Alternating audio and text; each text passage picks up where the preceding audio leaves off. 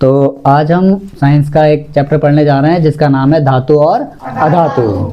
ठीक है, इससे पहले का कोर्स हम कर चुके हैं कंप्लीट, और अब आज हम जानना चाह रहे हैं कि धातु क्या होती हैं और अधातु क्या होती हैं। जैसे कि आपको पता ही है, धातु को इंग्लिश में बोलते हैं मेटल्स। क्या बोलते हैं? मेटल्स। तो मेटल्स की कोई ऑथेंटिक डेफिनेशन तो है नहीं, हम उसके गुणों के आधार पर उसकी क्या बनाते हैं? परिभाषाएं बनाते हैं। जैसे कि पहला गुण जो धातु का होता है वो होता है, धातु कैसी होती है?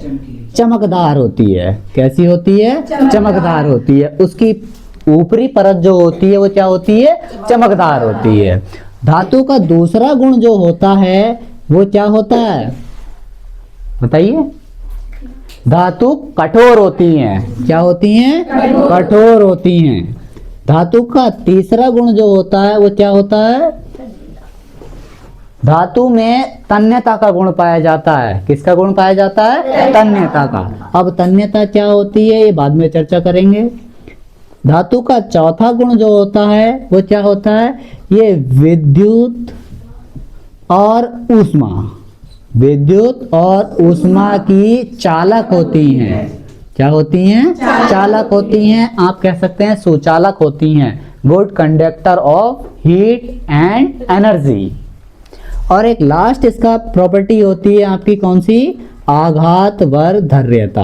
आघात वर्धर्यता। तो इन्हीं 5 गुणों के आधार पर हम धातु की क्या बनाते हैं? परिभाषा बनाते हैं। क्या बताएंगे? धातु चमकदार तथा कठोर होती है। इनमें तन्यता तथा आघात वर्धर्यता का गुण पाया जाता है। ये विद्युत और ऊष्मा की चालक होती हैं।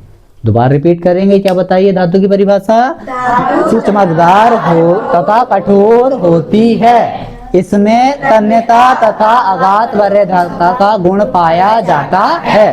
ये विद्युत और ऊष्मा की चालक होती हैं। विद्युत और ऊष्मा की चालक होती है। बस।